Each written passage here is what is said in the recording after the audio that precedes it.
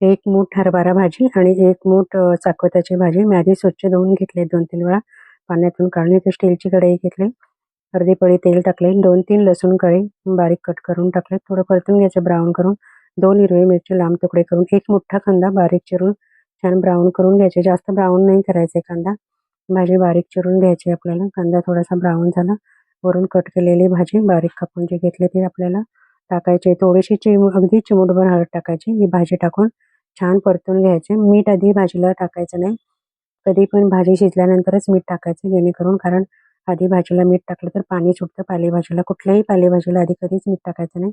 थोडंसं पोकळ झाकण ठेवायचं. पूर्ण झाकण कधीच ठेवायचं नाही. काळपट भाजी पडण्याची शक्यता असते. अगदी 5 मिनिटात भाजी तयार होते आणि थोडंसं चिमूटभर मीठ टाकायचं, कारण भाजीला पाणी सुटतं. भाजी शिजल्यानंतर खूप कमी होते, कमी प्रमाणात होते शिजून ती.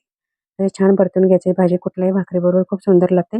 बाजरीच्या, ज्वारीच्या, नाचणीच्या, तांदळाच्या किंवा फुलका चपाती कशावरही तुम्ही खाऊ शकता. खमंग हरभऱ्याची भाजी, गरमागरम ज्वारीची भाकरी आणि सोबत ठेचा, कांदा असलं की जेवण नाही स्वर्गच.